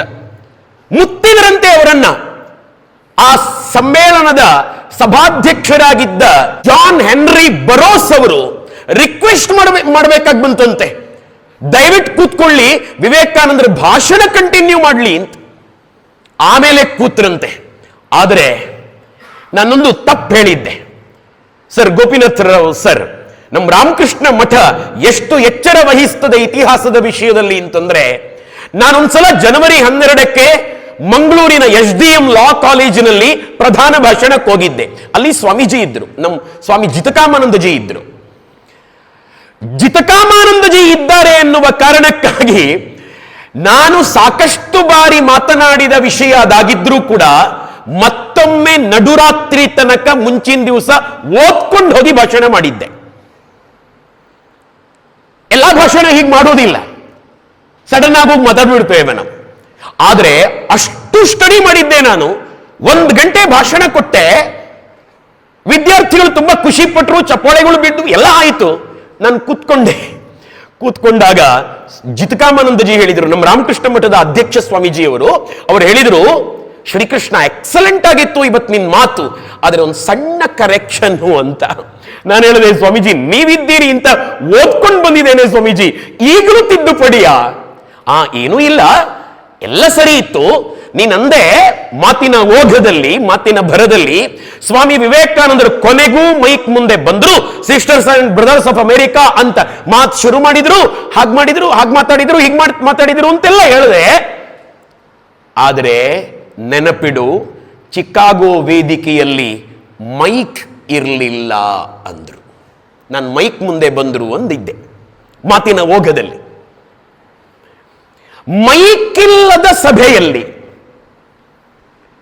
ಮಾತನಾಡಿ ಕೊನೆಯಲ್ಲಿ ಕೂತವ ಕೂಡ ಅಷ್ಟು ಬೆರಗಾಗಿ ಕೇಳಿ ಅಭಿಮಾನ ಹೊಂದಬೇಕು ಅಂತಂದ್ರೆ ವಿವೇಕಾನಂದರ ಸಿಂಹ ಸದೃಶ ಧ್ವನಿಯನ್ನ ನಾವು ಅರ್ಥ ಮಾಡ್ಕೋಬಹುದು. ಅಮೆರಿಕ ಚಿಕಾಗೋ ಆ ವೇದಿಕೆಯನ್ನ ನೋಡ್ಕೊಂಡು ಬಂದವರು ನನ್ನ ಹತ್ರ ಹೇಳಿದರು. ಭಾಷಣಕಾರರು ಹೇಳ್ತಾರೆ 7,500 ಜನ ಇದ್ರು ಅಂತ. ಶ್ರೀಕೃಷ್ಣ 7,500 ಜನ ಕೂತ್ಕೊಳ್ಳಿಕ್ ಸಾಧ್ಯ ಇಲ್ಲ, ಬಹುಶಃ 4,500 ಜನ ಕೂತ್ಕೋಬಹುದು ಅಂತ ನನಗೊಬ್ರು ನೋಡ್ಕೊಂಡು ಬಂದವರು ಹೇಳಿದ್ರು ಚಿಕಾಗೋ ಸಭಾಂಗಣವನ್ನ. ಆದ್ರಿಂದ ಅಷ್ಟು ಜನ ಇದ್ದಿರಬಹುದು, ಜನ ನಿತ್ಕೊಂಡು ಕೂಡ ಭಾಷಣ ಕೇಳ್ತಾ ಇದ್ರು. ಇಂಥ ಅಭಿಮಾನಗಳ ಸುರಿಮಳೆ ಒಂದು ಪತ್ರಿಕೆ ಬರೀತು, ಅಮೆರಿಕನ್ ಪತ್ರಿಕೆ. ಅದು ಹೇಳಿತು, 2 ಮಾತೇ ಇಲ್ಲ, 2 ತಿಂಗಳುಗಳ ಕಾಲ ನಡೆದ ಆ ಸಮ್ಮೇಳನದ ಅಷ್ಟೂ ಕಾರ್ಯಕ್ರಮಗಳಲ್ಲಿ ಅತ್ಯಂತ ಜನಪ್ರಿಯವಾದ ವ್ಯಕ್ತಿ ಮತ್ತು ಅತ್ಯಂತ ಪ್ರಭಾವ ಬೀರಿದ ವ್ಯಕ್ತಿ ಭಾರತದ ಸ್ವಾಮಿ ವಿವೇಕಾನಂದ ಅಂತ ಬರೀತು. ಅದು ನಮಗೆಲ್ಲರಿಗೂ ಗೊತ್ತೇ ಇದೆ. ಆ ಪತ್ರಿಕೆ ಹೇಳುತ್ತದೆ, ಸ್ವಾಮಿ ವಿವೇಕಾನಂದರು ಸುಮ್ಮನೆ ಆ ಸಭೆಯಲ್ಲ, ಅದು ಮತ್ತೂ ನಡೆಯುತ್ತಲ್ಲ, ಸುಮ್ಮನೆ ಅತ್ತಿಂದಿತ್ತ ನಡೆದಾಡಿದರೆ ಸಾಕು ಚಪ್ಪಾಳೆಗಳು ಬೀಳ್ತಿದ್ವು ಅಂತ, ಅಷ್ಟು ಅಭಿಮಾನ ಅಂತ, ನಡೆದಾಡಿದ್ರೆ ಸಾಕು ಅಂತ. ಆ ನಂತರ ಚಿಕಾಗೋ ಸಮ್ಮೇಳನದ ನಂತರ ಜನವನ್ನ ಉಳಿಸಿಕೊಳ್ಳಿಕ್ಕಾಗಿ ಪ್ಲಾನ್ ಮಾಡುತ್ತಂತೆ ಕಮಿಟಿ, ಇವತ್ತು ವಿವೇಕಾನಂದರ ಭಾಷಣ ಇದೆ ಅಂತ. ಕೊನೆಯಲ್ಲಿ ವಿವೇಕಾನಂದರ ಭಾಷಣ ಇದೆ ಅಂತ ಅನೌನ್ಸ್ ಮಾಡಿದ್ರೆ ಉಳಿದವರ ಭಾಷಣವನ್ನ ಕೇಳಲಿಕ್ಕೆ ಜನ ನಿಲ್ತಾರೆ ಅಂತ. ಅಷ್ಟರ ಮಟ್ಟಿಗೆ ಮೋಡಿ ಮಾಡಿದೆ ಸ್ವಾಮಿ ವಿವೇಕಾನಂದರ ಭಾಷಣ. ವಿವೇಕಾನಂದರು ವೇದ ಉಪನಿಷತ್ತುಗಳಲ್ಲಿ ಎಷ್ಟು ಪಾಂಡಿತ್ಯ ಹೊಂದಿದ್ರೋ ಅವರು ನಮ್ಮ ಭಾರತದ ಖೇತ್ರಿ ಸಂಸ್ಥಾನದ ದೊರೆ ರಾಜ ಅಜಿತ್ ಸಿಂಗನಿಗೆ ಫಿಸಿಕ್ಸ್ ಕೆಮಿಸ್ಟ್ರಿ ಕ್ಲಾಸ್ ಕೊಟ್ಟಿದ್ರು. ನನ್ನ ಗುರುಗಳು ಅಂತ ಅಕ್ಷರಶಃ ಭಾವಿಸಿದ್ದ ಅಜಿತ್ ಸಿಂಗ್, ಖೇತ್ರಿ ದೊರೆ ಅಜಿತ್ ಸಿಂಗ್ ಫೈನಾನ್ಷಿಯಲ್ ಸಪೋರ್ಟ್ ಮಾಡಿದ್ದ ಸ್ವಾಮಿ ವಿವೇಕಾನಂದರಿಗೆ. ಅಜಿತ್ ಸಿಂಗ್ಗೆ ತೆಗೆದುಕೊಟ್ಟ ಡ್ರೆಸ್ ನೋಡಿ, ಈ ಡ್ರೆಸ್ ಇದೆಯಲ್ಲ ಅದಲ್ಲ, ಆ ಬ್ಯಾನರ್ ಅಲ್ಲಿ ಕಾಣ್ತಾ ಇರೋ ಡ್ರೆಸ್ ಅಲ್ಲ, ಚಿಕಾಗೋ ಸ್ಪೀಚ್ ಅಲ್ಲಿ ಈ ಡ್ರೆಸ್ ಹಾಕಿದ್ದವರು. ಈ ಡ್ರೆಸ್ ರಾಜ ಅಜಿತ್ ಸಿಂಗ್ ತೆಗೆದುಕೊಟ್ಟದ್ದು. ಇದು ತುಂಬಾ ಕಾಸ್ಟ್ಲಿ. ಅಯ್ಯಯ್ಯೋ, ಇಷ್ಟು ಕಾಸ್ಟ್ಲಿ ಬಟ್ಟೆ ನನಗೆ ಬೇಡ, ಈ ರೇಷ್ಮೆಯ ಬಟ್ಟೆ ನನಗೆ ಬೇಡ, ನಾನು ಸನ್ಯಾಸಿ ಅಂದ್ರೆ ಅಜಿತ್ ಸಿಂಗಿನ ಆಳುಗಳು ಬಿಡ್ಲಿಲ್ಲ. ನೋಡಿ, ನೀವು ನಮ್ಮ ರಾಜರ ಗುರುಗಳು, ರಾಜಗುರುಗಳು, ರಾಜರಂತೆಯೇ ಕಾಣಬೇಕು ಅಮೆರಿಕ ವೇದಿಕೆಯಲ್ಲಿ ಅಂತ ಒತ್ತಾಯ ಮಾಡಿದ್ದಕ್ಕೆ, ಪ್ರೀತಿಯಿಂದ ಕೊಟ್ಟದ್ದಕ್ಕೆ ಅದೇ ಉಡುಗೆಯಲ್ಲಿ ಸ್ವಾಮಿ ವಿವೇಕಾನಂದರು ಭಾಷಣವನ್ನ ಮಾಡಿದ್ರು ಅಂತ ನಿಮಗೆ ಗೊತ್ತಿರಲಿ. ವಿವೇಕಾನಂದರ ಬಗ್ಗೆ ಈಗ ಇಷ್ಟು ಸಾಕು. ಸ್ವಾಮಿ ವಿವೇಕಾನಂದರು ಇಷ್ಟು ನಾಲೆಜ್ ಅನ್ನ ಹೊಂದಿದ ಮತ್ತು ಪರಮ ಪ್ರಾಮಾಣಿಕ. ನೀವೆಲ್ಲ ವಿದ್ಯಾರ್ಥಿಗಳಾಗಿರೋದ್ರಿಂದ ಅವರ ಓದಿನ ಬಗ್ಗೆ, ಅವರು ಬೈಬಲ್ ಅನ್ನ ಅಧ್ಯಯನ ಮಾಡಿದ್ರು, ಅವರು ಕುರಾನ್ ಅನ್ನ ಅಧ್ಯಯನ ಮಾಡಿದ್ರು, ಅವರು ಸಂಸ್ಕೃತ ಅನೇಕ ವ್ಯಾಕರಣ ಗ್ರಂಥಗಳನ್ನು ಅಧ್ಯಯನ ಮಾಡಿದ್ರು, ಪತಂಜಲಿ ಮಹರ್ಷಿಗಳ ಮಹಾಭಾಷ್ಯವನ್ನ ಒಬ್ಬರು ಪಂಡಿತರ ಜೊತೆಗೆ ಅಧ್ಯಯನ ಮಾಡಿದ್ರು. ಪಂಡಿತ ಶಂಕರ ಅಂತವರ ಹೆಸರು. ಅವರೇ ಶುರುವಿಗೆ ಹೇಳಿದ್ದು, ಅವರು ತುಂಬಾ ವಿಶಾಲ ಮನೋಭಾವನೆ ಇದ್ದವರು. ಅವರೇ ಹೇಳಿದ್ದು, ಸ್ವಾಮೀಜಿ ನಿಮ್ಮ ಪ್ರತಿಭೆಗೆ ನಮ್ಮ ರಾಷ್ಟ್ರ ಸಾಲದು, ನೀವು ದೇಶ ವಿದೇಶಗಳಿಗೆ ಹೋಗ್ಬೇಕು ಅಂತ ಅವರೇ ಪತಂಜಲಿ ಮಹರ್ಷಿಗಳ ಭಾಷ್ಯವನ್ನ ಅಧ್ಯಯನ ಮಾಡ್ಲಿಕ್ಕೆ ಅವ್ರು ಸಪೋರ್ಟ್ ಮಾಡಿದ್ರಲ್ಲ, ಅವ್ರು ಹೇಳಿದ್ರು ಶುರುವಿಗೆ. ಆನಂತರ ಕಾಥೇವಾಡದಲ್ಲಿ ಹರಿದಾಸ ಚಟರ್ಜಿ ಮತ್ತವನ ಗೆಳೆಯರು ಶುರುವಿಗೆ ಹೇಳಿದ್ದು. ಶಂಕರ ಪಂಡಿತರ ನಂತರ ಅವರು ಹೇಳಿದ್ದು, ಹೀಗೆ ಒಂದು ಸಮ್ಮೇಳನ ನಡೀಲಿಕ್ಕಿದೆಯಂತೆ, ನೀವು ಹೋಗಿ ಅಂತ. ಹೀಗೆ ಹೋಗಿ ಭಾರತಕ್ಕೆ ಗೊತ್ತೇ ಆಗಲಿಲ್ಲ. ಅವರು ಅಮೆರಿಕದಾದ್ಯಂತ ಫೇಮಸ್ಸು. ಸ್ಲೇಟನ್ ಲೈಸಿಯಂ ಲೆಕ್ಚರ್ ಬ್ಯೂರೋ ಅನ್ನುವ ಒಂದು ಸಂಸ್ಥೆ ಇವರ ಜೊತೆಗೆ ಭಾಷಣಕ್ಕಾಗಿ ಅಗ್ರಿಮೆಂಟ್ ಮಾಡಿಕೊಂಡು ಅನೇಕ ತಿಂಗಳುಗಳ ಕಾಲ ಅಮೆರಿಕದ ವೇದಿಕೆಗಳಲ್ಲಿ ಹಣ ಕಮಿಷನ್ ಬೇಸ್ಡ್ ಭಾಷಣವನ್ನ ಮಾಡಿಸಿದೆ ಆ ಸಂಸ್ಥೆ. ವಿವೇಕಾನಂದರು ಹಣಕ್ಕಾಗಿಯೇ ಭಾಷಣ ಮಾಡಿದ್ದು. ಹಣ ಮಾಡುವುದು ಅಪರಾಧ ಅಲ್ಲ, ಮಾಡಿದ ದುಡಿದ ಸಂಪಾದನೆ ಮಾಡಿದ ಹಣವನ್ನ ಏನು ಮಾಡ್ತೇವೆ ಅನ್ನೋದರ ಮೇಲೆ ನಮ್ಮ ವ್ಯಕ್ತಿತ್ವ ನಿರ್ಧಾರ ಆಗ್ತದೆ. ಗೊತ್ತಿರಲಿ ನಿಮಗೆ. ಹಣ ಮಾಡ್ತಾನೆ ಅಂತ ಅದಲ್ಲ, ಮಾಡಿದ ಹಣವನ್ನ ಏನು ಮಾಡ್ತಾನೆ ಅದು ಮುಖ್ಯ. ಸ್ವಾಮಿ ವಿವೇಕಾನಂದರು ದುಡ್ಡು ಮಾಡಿದ್ರು. ದುಡ್ಡು ಮಾಡಿದ್ದು ಭಾರತದ ಜನಕ್ಕಾಗಿ. ಎಷ್ಟರ ಮಟ್ಟಿಗೆ ಅವರಿಗೆ ಕಾಳಜಿ ಇತ್ತು ಅಂತಂದ್ರೆ, ನಾನು ಇದನ್ನ ಹೇಳಿ ಹೊರಟೆ. ಅವರ ಕೋರ್ಸ್ ಅನ್ನ ಹೇಳೋದು ಬೇಡ, ಅವರ ಜೀವನವೇ ಸಂದೇಶ ಆಗಿರೋದ್ರಿಂದ ಇಷ್ಟೆಲ್ಲ ಅದ್ಭುತವನ್ನ ಸಾಧಿಸಿದ ಸ್ವಾಮಿ ವಿವೇಕಾನಂದರಿಗೆ ಎಷ್ಟು ಸಂಯಮ ಇತ್ತು ಮತ್ತು ಎಷ್ಟು ಪರಿಶ್ರಮ ಪಟ್ಟರು ಅನ್ನುವುದನ್ನ ಅವರ ಜೀವನವನ್ನೇ ಕೊಡ್ತಾ ಕೊಡ್ತಾ ಹೇಳುವ ಅಂತ ನಾನು ಹೊರಟದ್ದು. ಶುರುವಿಗೆ ಅವರ ಸಾಧನೆ ಹೇಳಿದೆ ನಾನು, ಇನ್ನವರ ಸಂಯಮ ಮತ್ತು ಪರಿಶ್ರಮವನ್ನ ಹೇಳ್ತೇನೆ ನಾನು. ಪ್ರೀತಿಯ ವಿದ್ಯಾರ್ಥಿಗಳೇ, ಅವರು ಭಾಷಣವನ್ನ ಮಾಡೋದಕ್ಕಿಂತ ದಿನ ಮೊದಲು ಅವರಿಗೆ ಕೈಯಲ್ಲಿ ಹಣ ಇರಲಿಲ್ಲ.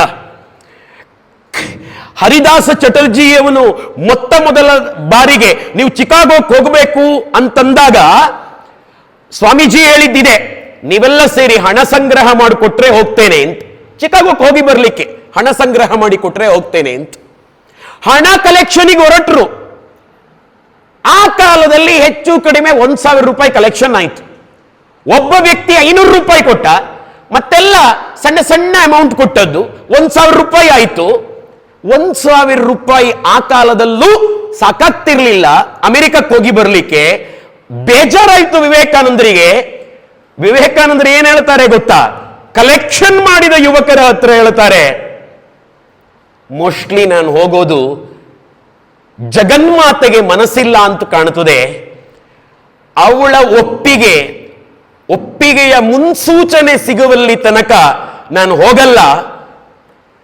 ಕಲೆಕ್ಷನ್ ಮಾಡಿದ ಹಣವನ್ನ ಬಡಬಗ್ಗರಿಗೆ ದಾನ ಮಾಡಿಬಿಡಿ ಅಂತ. ಹೇಗಾಗಿರ್ಬೇಡ ಯುವಕರಿಗೆ. ಕಷ್ಟಪಟ್ಟು ಯಾರ್ಯಾರ ಹತ್ರ ಬೈಗುಳ ತಿಂದು ಸಂಗ್ರಹ ಮಾಡಿದ ದುಡ್ಡನ್ನ ಬಡಬಗ್ಗರಿಗೆ ದಾನ ಮಾಡಿ ಅಂತ. ದೇವರ ಮೇಲೆ ನಂಬಿಕೆ, ಜಗನ್ಮಾತೆಯ ಮೇಲೆ ನಂಬಿಕೆ ವಿವೇಕಾನಂದರಿಗೆ. ಅವಳ ಇಚ್ಛೆ ಇದ್ರೆ ನಾನು ಹೋಗ್ತೇನೆ ಅಂತ ಈ ನಂಬಿಕೆ. ಹಣ ಸಂಗ್ರಹ ಆಗ್ತದೆ ಅಂತ. ಸ್ವಾಮಿ ವಿವೇಕಾನಂದರಿಗೆ ಆ ಟೈಮಲ್ಲಿ ಕೆಲವರೆಲ್ಲ ಗೊತ್ತಿಲ್ಲ ಅಲ್ಲ, ವಿಷಯ ಗೊತ್ತಿಲ್ಲ ಅಲ್ಲ, ಏನೇನೋ ಅಪಪ್ರಚಾರ ಎಲ್ಲ ಮಾಡಿದ್ರು ವಿವೇಕಾನಂದರ ಬಗ್ಗೆ, ಶುದ್ಧ ಪ್ರಾಮಾಣಿಕ ವಿವೇಕಾನಂದರ ಬಗ್ಗೆ. ವಿವೇಕಾನಂದರು ಕೊನೆಗೂ ಮುಂಬೈ ಮಹಾನಗರದ ಬಂದರಿನಲ್ಲಿ ಮೇ 30ಕ್ಕೆ ಪೆನಿನ್ಸುಲಾರ್ ಹಡಗನ್ನ ಹತ್ತಿ ಹೊರಟರು. ಆ ಹಡಗು ಶ್ರೀಲಂಕಾ ಚೀನಾ ಮಾರ್ಗವಾಗಿ ಜಪಾನನ್ನ ತಲುಪ್ತು. ಹೀಗೆ ಹೋಗುವಾಗ ಎಲ್ಲೆಲ್ಲ ನಾನು ಅದೆಲ್ಲ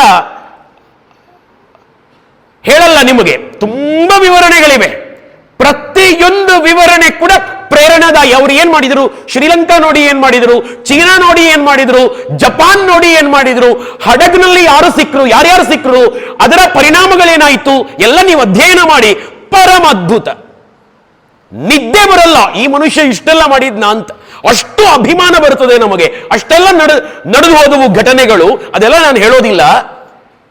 ಜಪಾನಿನ ನಾಕಸಾಕಿಗೆ ತಲುಪಿದ್ರು. ನಾಕಸಾಕಿಯಿಂದ ಯೋಕೋಹಾಮಾ ಹೋದ್ರು. ಯೋಕೋಹಾಮದಿಂದ ಮತ್ತೊಂದು ಹಡಗು, SS ಎಂಪ್ರೆಸ್ ಆಫ್ ಇಂಡಿಯಾ ಅನ್ನುವ ಹಡಗು. ಆ ಹಡಗಿನಲ್ಲಿ ಮತ್ತೆ ಅಮೆರಿಕಾದತ್ತ ವ್ಯಾಂಕೋವರ್ ಅತ್ತ ಪಯಣ. ಆ ಪ್ರಯಾಣ ಇದೆಯಲ್ಲ, ಸಿಕ್ಕಾಪಟ್ಟೆ ಕೊರೆಯುವ ಚಳಿ. ಚಳಿ ಅಂದ್ರೆ ಗೋಪಿನಾಥರಾವ್ ಸರಿಗೆ ಮಾತ್ರ ಗೊತ್ತಿರುವುದು. ಆ ಕಾರ್ಗಿಲ್ ಯುದ್ಧ ಭೂಮಿಯಲ್ಲಿ ಹೋರಾಟ ಮಾಡಿದ ಸೈನಿಕನ ಮಟ್ಟಿಗೆ ಇನ್ಯಾರಿಗೂ ಚಳಿ ಅನುಭವ ಆಗಿರ್ಲಿಕ್ಕಿಲ್ಲ. ಕೊರೆಯುವ ಚಳಿ. ಇವರಿಗೆ ಹೊದ್ದುಕೊಳ್ಳಿಕ್ಕೆ ಏನೂ ಇಲ್ಲ, ಬೆಡ್ಶೀಟ್ ಇಲ್ಲ. ಅಂತ ಮೈನಸ್ ಎಷ್ಟೋ ಡಿಗ್ರಿ ಚಳಿಯ ನಡುವೆ ಇವರು ಹೋದದ್ದು, ಇವರ ಪ್ರಯಾಣ ಫ್ಲೈಟ್ ಅಲ್ಲಿ ಹೋದದ್ದಲ್ಲ ಅಮೆರಿಕಕ್ಕೆ, ಹಡಗಿನ ಪ್ರಯಾಣ 2 ತಿಂಗಳುಗಳ ಕಾಲ ಬೇಕಾಯಿತು. ಹಡಗಿನ ಪ್ರಯಾಣ, ಕೊರೆಯುವ ಚಳಿಯ ನಡುವೆ ಹಡಗು ಪ್ರಯಾಣ ಮಾಡಿದ ಈ ಪುಣ್ಯಾತ್ಮ ಎಳೆದ ಬಡ ರಾಷ್ಟ್ರದ ಸನ್ಯಾಸಿ. ಎಷ್ಟರ ಮಟ್ಟಿಗೆ ಬಡ ರಾಷ್ಟ್ರ ಅಂತಂದ್ರೆ, ಇಲ್ಲೊಬ್ಬ ದೊರೆ ಮಂಗಳ್ ಸಿಂಗ್ ಅಂತ, ಆಳ್ವಾರ್ ಸಂಸ್ಥಾನದ ದೊರೆ ಮಂಗಳ್ ಸಿಂಗ್, ಭಾಷಣಕಾರ ಹೇಳ್ತಾರಲ್ಲ, ಎಲ್ಲರೂ ನಾಚಿಕೆ ಪಟ್ಕೊಳ್ತಿದ್ದ ಕಾಲ ಅಂತ, ನಾನೊಬ್ಬ ಭಾರತೀಯ ಅಂತ ಹೇಳ್ಕೊಳ್ಳಿಕ್ಕೆ ನಾಚಿಕೆ ಪಟ್ಕೊಳ್ತಿದ್ದ ಕಾಲ ಅಂತ. ಸಾಮಾನ್ಯ ಪ್ರಜೆ ಅಲ್ಲ, ಆಳ್ವಾರ್ ಸಂಸ್ಥಾನದ ದೊರೆ ಮಂಗಳ ಸಿಂಗನಿಗೆ ನಾನೊಬ್ಬ ಭಾರತೀಯ ರಾಜ ಅಂತ ಹೇಳ್ಕೊಳ್ಳಿಕ್ಕೆ ನಾಚಿಕೆಯಾಗ್ತಾ ಇತ್ತು. ಆದದ್ರಿಂದ ಅವನ ಉಡುಗೆ ತೊಡುಗೆಗಳನ್ನೆಲ್ಲ ಬ್ರಿಟಿಷ್ ಶೈಲಿಯಲ್ಲಿ ರೂಢಿಸಿಕೊಂಡಿದ್ದ. ಅಷ್ಟರ ಮಟ್ಟಿಗೆ ದೀನ, ದರಿದ್ರ, ರೋಗಿಷ್ಠ ಸ್ವಾಮಿ ವಿವೇಕಾನಂದರಿಗೆ ಸುಮ್ಮನೆ ಅಧ್ಯಯನ ಅಲ್ಲ, ನಮಗೆ ಅಧ್ಯಯನ ಮಾತ್ರ. ಯಾಕೆ ಅಂತಂದ್ರೆ, ಹಿಮಾಲಯದಿಂದ ಕನ್ಯಾಕುಮಾರಿಯ ಪರ್ಯಂತ 1893ಕ್ಕೆ ಇವರ ಅಮೆರಿಕ ಭಾಷಣ. ಅದಕ್ಕಿಂತ ಮೊದಲು, ಹೊರಡೋದಕ್ಕಿಂತ ಮೊದಲು 5 ವರ್ಷಗಳ ಕಾಲ ಇಡೀ ಭಾರತವನ್ನ ಕಾಲ್ನಡಿಗೆಯಲ್ಲಿ ಸುತ್ತಾಟ ಮಾಡಿದ್ದ ಈ ಸ್ವಾಮಿ ವಿವೇಕಾನಂದ. ಕಾಲ್ನಡಿಗೆಯಲ್ಲಿ. ಆಗ ಶ್ರೀಮಂತರ ಮನೆಯೂ ಸಿಕ್ಕಿತ್ತು, ಆಗ ರಾಜ ಮಹಾರಾಜರುಗಳ ಅರಮನೆಯಲ್ಲೂ ಅತಿಥಿ ಸತ್ಕಾರ ಆಗಿವೆ, ಇಲ್ಲ ಅಂತಿಲ್ಲ. ಆದರೆ ಎಷ್ಟೋ ಬಾರಿ ಬಡವರ ಜೋಪಡಿಗಳಲ್ಲಿ ಅವರು ನಿದ್ದೆ ಮಾಡಿದ ದಿನ ಇವೆ.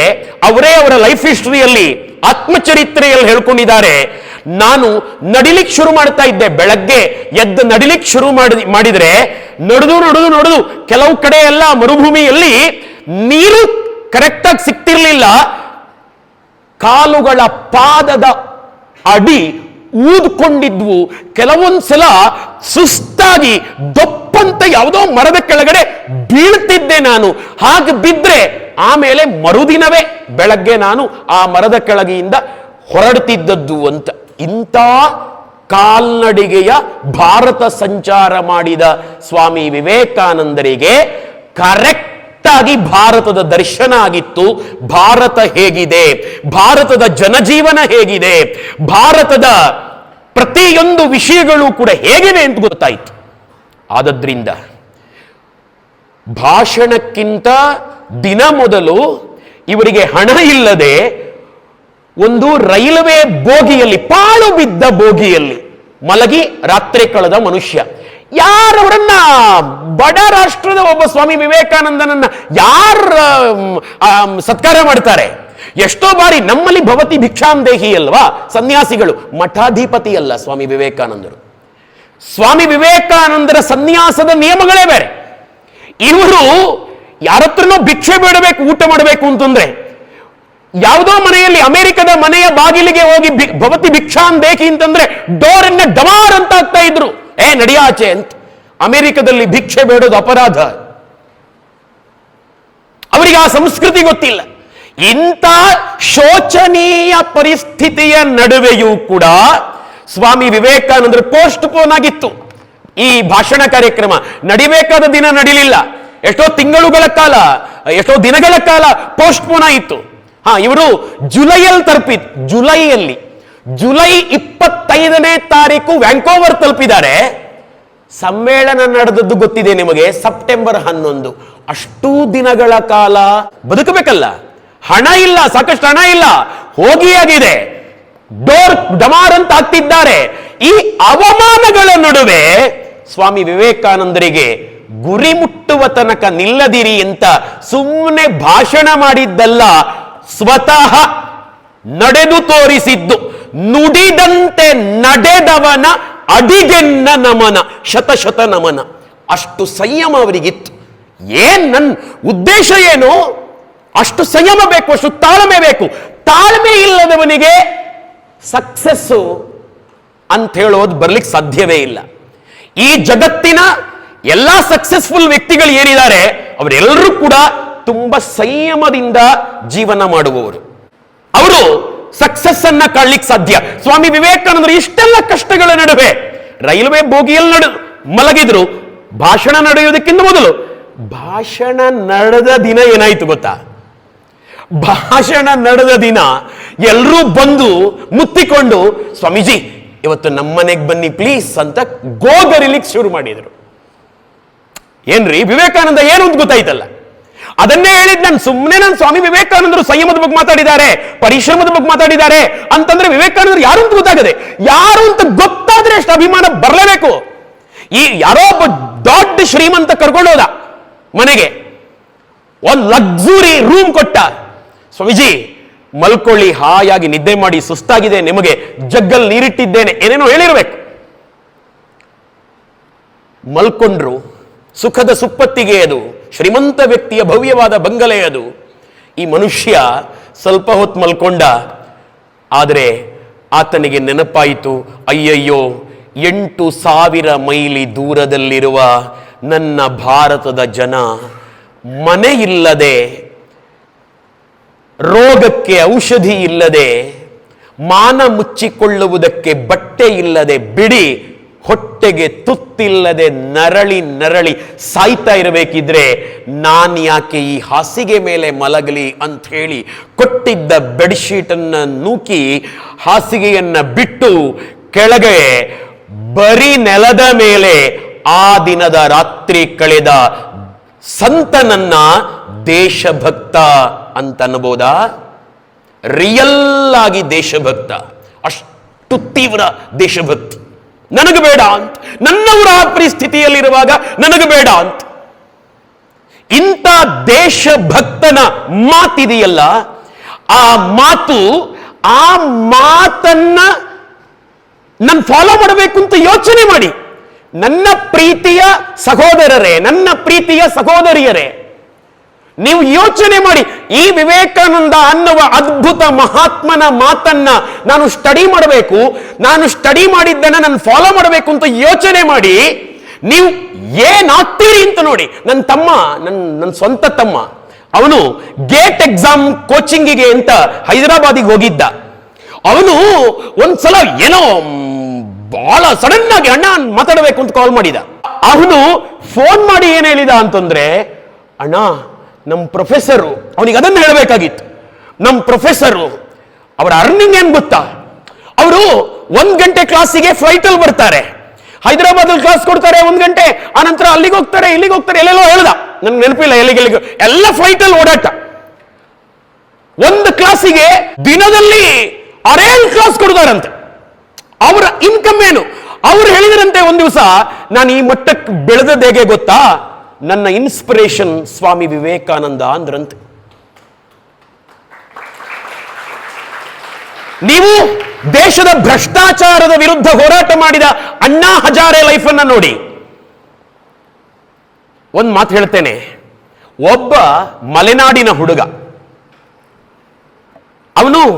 ಅವನ ಏನ್ ಗಲೀಜಾಗಿ ಅವನಿದ್ದ ನೋಡೋದಕ್ಕೂ ಕೂಡ. ಅವನು ನಮ್ಮ ಮೈಸೂರಿನ ಬಾಡಿಗೆ ಮನೆಯಲ್ಲಿ ನಡೆಸ್ತಿದ್ದ ರಾಮಕೃಷ್ಣ ಮಠದ ಸ್ವಾಮಿ ಶಿವಾನಂದ ಅನ್ಕೋತೇನೆ ನಾನು, ಆ ಸ್ವಾಮೀಜಿಯವರ ಪ್ರವಚನ ಕೇಳಲಿಕ್ಕೆ ಬರ್ಲಿಕ್ಕೆ ಶುರು ಮಾಡ್ದ. ಪ್ರವಚನ ಕೇಳಲಿಕ್ಕೆ ಶುರು ಮಾಡ್ದ. ಎಲ್ಲ ಶ್ರೀಮಂತ ವ್ಯಕ್ತಿಗಳು ಬರ್ತಿದ್ದರದ್ದು. ರಾಮಕೃಷ್ಣಾಶ್ರಮದ ಸ್ವಾಮೀಜಿಯವರ ಪ್ರವಚನ ಕೇಳಲಿಕ್ಕೆ LK ಅಡ್ವಾಣಿಜಿ ಅವರು ಬರ್ತಾ ಇದ್ರು, ಅಟಲ್ ಬಿಹಾರಿ ವಾಜಪೇಯಿ ಜಿ ಅವರು ಬರ್ತಾ ಇದ್ರು. ಅಲ್ಲಿ ರಂಗನಾಥನಂದ ಜಿ ಪ್ರವಚನ ಕೇಳಲಿಕ್ಕೆ ಜವಾಹರ್ಲಾಲ್ ನೆಹರು ಅವರ ಹೆಂಡತಿಗೆ ಬೇಕಾಗಿ ಬರ್ತಾ ಇದ್ರು. ನೆಹರು ಅವರ ಹೆಂಡತಿ ರಾಮಕೃಷ್ಣ ಮಠದ ಡಿವೋಟಿ, ಅವ್ರು ಬರ್ತಾ ಇದ್ರು. ಹೀಗೆಲ್ಲ ಇತ್ತು. ಈ ಹುಡುಗ ಶ್ರೀಮಂತ ವ್ಯಕ್ತಿಗಳ ನಡುವೆ ಮಲೆನಾಡಿನ ಹುಡುಗ ಬಂದು ಕೂತ್ಕೋತಿದ್ದ. 1 ವಾರ ಬಂದಿರ್ಬೇಕು ಮೋಸ್ಟ್ಲಿ. ಒಂದಿನ ಇದ್ದಕ್ಕಿದ್ದಂತೆ ಆ ಹುಡುಗನನ್ನ ಕಾಣಲಿಲ್ಲ ಸ್ವಾಮೀಜಿಗೆ. ರಾಮಕೃಷ್ಣ ಮಠದ ಇನ್ನೊಬ್ರು ಸ್ವಾಮೀಜಿ ಬಗ್ಗೆ ಹೇಳ್ತಿದ್ದೇನೆ ನಾನು. ಈ ಎಲ್ಲಾ ಶ್ರೀಮಂತ ಜನ ಇದ್ದಾರೆ, ಸ್ವಾಮೀಜಿಗೆ ತಳಮಳ, ಅಯ್ಯೋ ಆ ಹುಡುಗ ಅಲ್ಲೋದ ಅಂತ ಯಾರು ಅಬ್ಸರ್ವ್ ಮಾಡಿರ್ಲಿಕ್ಕಿಲ್ಲ. ಬ್ರಹ್ಮಚಾರಿ ಹತ್ರ ಹೇಳಿದ್ರು, ಶಿಷ್ಯನ ಹತ್ರ ಹೇಳಿದ್ರು, ನನಗೆ ಆ ಹುಡುಗ ಬೇಕು, ಎಲ್ಲಿದ್ದಾನೆ ಅಂತ ಹುಡುಕುವ ಅಂತ. ಮೈಸೂರಿನ ಗಲ್ಲಿಗಳಲ್ಲಿ ಈಗ 85 ಎಕರೆ ಜಾಗ ರಾಮಕೃಷ್ಣ ಮಠದ ಹೆಸರಿನಲ್ಲಿದೆ, ಬಹಳ ಚೆನ್ನಾಗಿದೆ. ಆ ಸದ್ದುಗದ್ದಲಗಳ ನಡುವೆ, ಮೈಸೂರಿನಲ್ಲಿ ಅಷ್ಟು ಸದ್ದಿಲ್ಲ ಆದರೂ ಕೂಡ ಆ ಹೊರ ಜಗತ್ತಿನ ನಡುವೆ 85 ಎಕರೆ ಪ್ರಶಾಂತಮಯ ಒಂದು ವಾತಾವರಣ, ಅದ್ಭುತ ಇದೆ. ಆಗ ಬಾಡಿಗೆ ಮನೆಯಲ್ಲಿ ಪ್ರವಚನ ನಡೆಯುತ್ತಿದ್ದದ್ದು. ಈ ಸ್ವಾಮೀಜಿಯವರು ಶಿಷ್ಯನನ್ನು ಕರ್ಕೊಂಡು ಹೊರಟರು, ಮನೆಗೆ ಹೊರಟರು. ಆ ಹುಡುಗ ಹೇಳಿದಾನೆ ನನಗೆ ಬೇಕು ಅಂತ. ಯಾವುದೋ ಒಂದು ಬಾಡಿಗೆ ಮನೆಯಲ್ಲಿ ಪೇಯಿಂಗ್ ಗೆಸ್ಟ್ ಆಗಿದ್ದ. ಅವನಿಗೆ ಅಯ್ಯೋ ಸ್ವಾಮೀಜಿ ಯಾಕೆ ಬಂದ್ರಿ? ನೀನ್ ಯಾಕೋ ಬರ್ಲಿಲ್ಲ? ಪ್ರವಚನ ಕೇಳಲಿಕ್ಕೆ ಯಾಕೋ ಬರ್ಲಿಲ್ಲ? ಮೊನ್ನೆ ಅದ್ರ ಮೊನ್ನೆ ಎಲ್ಲ ಬರ್ತಿದ್ದೆ ಅಲ್ವಾ? ಅಲ್ಲ ಸ್ವಾಮೀಜಿ, ನನಗೆ ಜ್ವರ ಬಂದಿತ್ತು ಸ್ವಾಮೀಜಿ. ಜ್ವರ ಕಡಿಮೆ ಆದ ಕೂಡಲೇ ಬರ್ತೇನೆ ಸ್ವಾಮೀಜಿ. ಅಯ್ಯಯ್ಯೋ, ಜ್ವರ ಬಂದ್ರೆ ನಾವಿಲ್ವಾ ಸ್ವಾಮೀಜಿ? ಮತ್ತು ನಾವಿಲ್ವಾ? ನೀನು ಅನಾಥನ ತರ ಹೀಗೆ ಇರ್ಬೇಕಾ? ಎಲ್ಲಿ ನಿನ್ ಮನೆ? ಶಿವಮೊಗ್ಗ. ಯಾರೂ ಇಲ್ಲ, ಬಬ್ಬ ನೀನು ಅಂತ ಕರ್ಕೊಂಡೋಗಿ ಅವನ ಬಟ್ಟಲನ್ನ ತೊಳಿತಿದ್ದದ್ದು ಸ್ವಾಮೀಜಿ. ಅವನ ಹಾಕೊಂಡ ಉಡುಗೆಯನ್ನ ತೊಳಿತಿದ್ದದ್ದು, ವಾಶ್ ಮಾಡ್ತಿದ್ದದ್ದು ಸ್ವಾಮೀಜಿಯ ಶಿಷ್ಯನೇ. ಇಷ್ಟರ ಮಟ್ಟಿಗೆ ಉಪಚಾರ ಮಾಡಿ ಈ ಹುಡುಗ, ಈ ಶಿಷ್ಯ ಇದ್ದಾರಲ್ಲ, ಸ್ವಾಮೀಜಿ ಶಿಷ್ಯ, ಈತನ ಬಟ್ಟೆ ತೊಳೆದವ. ಆ ಬಟ್ಟೆ ತೊಳೆದವ ಈಗಿನ ಪಾಕಿಸ್ತಾನದ ಆ ನೆಲದಲ್ಲಿ ರಾಮಕೃಷ್ಣ ಮಠ ಇತ್ತು. ಆ ರಾಮಕೃಷ್ಣ ಮಠದಲ್ಲಿ ಎಲ್ಲರನ್ನ ಆಕರ್ಷಿಸಿ ಪ್ರವಚನ ಕೊಡ್ತಾ ಇದ್ದಂತ ಸ್ವಾಮಿ ರಂಗನಾಥಾನಂದಜಿಯಾಗಿ ತಯಾರಾಗ್ತಾರೆ. ಆ ಯಾವ ಹುಡುಗನಿಗೆ ಉಪಚಾರ ಮಾಡಿದರೋ ಆ ಹುಡುಗ ನಿರಂತರ ರಾಮಕೃಷ್ಣ ಮಠದ ಸಂಪರ್ಕದಿಂದಲಾಗಿ ಯಾವ ಮಟ್ಟಿಗೆ ಬೆಳೆದ ಅಂತಂದ್ರೆ, ಅದೇ ಹುಡುಗನನ್ನ ಇವತ್ತು ಕರ್ನಾಟಕ ಕವಿ ಕುವೆಂಪು ಅಂತ ಗುರುತಿಸುತ್ತದೆ, ಗೌರವಿಸುತ್ತದೆ. ನೀವು ಕುವೆಂಪು ನೋಡಿ, ನೀವು ಸುಭಾಷ್ ಚಂದ್ರ ಬೋಸ್ ನೋಡಿ, ನೀವು ದೊಡ್ಡ ದೊಡ್ಡ ವ್ಯಕ್ತಿಗಳನ್ನೆಲ್ಲ ನೋಡಿ. ನಿನ್ನೆ ತೀರ್ಕೊಂಡ ಎಸ್.ಎಂ. ಕೃಷ್ಣ, ಮಾಜಿ ಮುಖ್ಯಮಂತ್ರಿ, ಸಜ್ಜನ ರಾಜಕಾರಣಿ. ರಾಜಕಾರಣ ಬೇರೆ, ವ್ಯಕ್ತಿತ್ವವನ್ನ ನೋಡೋದಾದ್ರೆ ಒಬ್ಬ ವಿರೋಧಿ ಇಲ್ಲ, ವಿರೋಧ ಪಕ್ಷದವ ಕೂಡ ಗೌರವಿಸುವ ಎಸ್.ಎಂ. ಕೃಷ್ಣ ರಾಮಕೃಷ್ಣ ಮಠದ ಓಲ್ಡ್ ಸ್ಟೂಡೆಂಟ್. ರಾಮಕೃಷ್ಣ ಮಠದ ಸಂಪರ್ಕಕ್ಕೆ ಬಂದ ಪ್ರತಿ ವ್ಯಕ್ತಿ, ಪ್ರತಿ ವಿದ್ಯಾರ್ಥಿ ಅದ್ಭುತ ವ್ಯಕ್ತಿಯಾಗಿ ತಯಾರಾಗ್ತಾನೆ. ಅದನ್ನ ಫಾಲೋ ಮಾಡಿದರೆ ಅಷ್ಟು ವಿಷಯಗಳು ಅಲ್ಲಿ ಸಿಗ್ತಾವೆ. ಒಂದೇ ಒಂದು ವಿಷಯ ಹೇಳಿ ಮಾತು ಮುಗಿಸ್ತೇನೆ. ನೀವೆಲ್ಲ ವಿದ್ಯಾರ್ಥಿಗಳಾಗಿರೋದ್ರಿಂದ, ಸ್ವಾಮೀಜಿ ಓದ್ತಾ ಇದ್ರು ಒಂದ್ಸಲ ಎನ್ಸೈಕ್ಲೋಪೀಡಿಯಾ ಬ್ರಿಟಾನಿಕಾ ಅನ್ನುವ ಸಂಪುಟಗಳನ್ನ ಮೇಜು ಮೇಲೆ ಇಟ್ಕೊಂಡು ಓದ್ತಾ ಇದ್ರು. ಶರತ್ಚಂದ್ರ ಚಕ್ರವರ್ತಿ ಅಂತ ಬಂಗಾಳಿ ಕವಿ, ಪ್ರಸಿದ್ಧ ನಾಟಕಕಾರ, ಅವರು ಬಂದು, ಸ್ವಾಮೀಜಿ ಶಿಷ್ಯ, ಅವರು ಬಂದು ನೋಡ್ತಾರೆ. ಅವ್ರು ಹೇಳ್ತಾರೆ, ಸುಮ್ಮನೆ ಹೇಳ್ತಾರೆ, ಸ್ವಾಮೀಜಿ ಇಷ್ಟಿಷ್ಟು ದಪ್ಪದ ಎಷ್ಟೋ ಸಂಪುಟಗಳು, ನನಗೆ ಗೊತ್ತಿಲ್ಲ ಎಷ್ಟು ಸಂಪುಟಗಳಿವೆ ಅಂತ, ಅಷ್ಟು ಸಂಪುಟಗಳು ಇಟ್ಟಿದ್ದಾರೆ. 12-14 ಸಂಪುಟಗಳು ಇಟ್ಟಿದ್ದಾರೆ. ಸ್ವಾಮೀಜಿ, ಎಷ್ಟೆಲ್ಲ ಪುಸ್ತಕವನ್ನ ಓದಿ ಮುಗಿಸ್ಲಿಕ್ಕೆ ಒಂದು ಮನುಷ್ಯ ಜೀವನ ಸಾಲ್ದು ಅಲ್ವಾ ಅಂತ ಒಂದು ಸ್ಟೇಟ್ಮೆಂಟ್ ಶರತ್ಚಂದ್ರ ಚಕ್ರವರ್ತಿಯದ್ದು. ಆಗ ವಿವೇಕಾನಂದರು, ಸಾಧ್ಯ ಇಲ್ಲ ಅನ್ನುವ ಮಾತು ಎಲ್ಲಿ ಕೇಳಿದ್ರು ಕೂಡ ವಿವೇಕಾನಂದರು ಕೆಂಡಾಮಂಡಲಾಗ್ತಾರೆ. ಸಾಧ್ಯ ಇಲ್ಲ ಅನ್ನುವ ಪದ ಕೇಳಬಾರದು ಅವರಿಗೆ. ಯಾಕೋ ಸಾಧ್ಯ ಇಲ್ಲ? ನೋಡು, ನಾನಿಷ್ಟು ಪುಸ್ತಕಗಳನ್ನು ಓದಿ ಮುಗಿಸಿಯಾಗಿದೆ, ಕೊನೆ ಪುಸ್ತಕವನ್ನ ಓದ್ತಿದ್ದೇನೆ. ಅಷ್ಟು ಮಾತ್ರ ಅಲ್ಲ, ಅವ್ರೇನೇಂದ್ರು ಗೊತ್ತಾ? ಓದಿ ಇಟ್ಟ ಇಷ್ಟೂ ಪುಸ್ತಕಗಳಲ್ಲಿ ಏನ್ ಸಿಗ್ತದೋ ನನಗೆ ಪ್ರಶ್ನೆ ಮಾಡು ಅಂತ. ಇವನು ಹಿಂಜರದ, ಇಲ್ಲ ನಿನ್ ಪ್ರಶ್ನೆ ಮಾಡಬೇಕು ಅಂತ, ಗೊತ್ತಾಗ್ಬೇಕು ಅವನಿಗೆ ಅಂತ. ಶರತ್ಚಂದ್ರ ಚಕ್ರವರ್ತಿ ತಾನು ಓದದ ಯಾವುದೋ ಪುಸ್ತಕವನ್ನ ತೆಗೆದು ಪುಟ ಬಿಡಿಸಿ 10 ಪ್ರಶ್ನೆಗಳನ್ನ ಸ್ವಾಮೀಜಿಗೆ ಒತ್ತಾಯಕ್ಕಾಗಿ ಕೇಳ್ತಾ ಹೋದ. ಪ್ರತಿ ಪ್ರಶ್ನೆಗೂ ಕೂಡ ಸ್ವಾಮಿ ವಿವೇಕಾನಂದರು ಕರೆಕ್ಟ್ ಆಗಿ ಆನ್ಸರ್ ಮಾಡ್ತಾ ಹೋಗ್ತಾರೆ.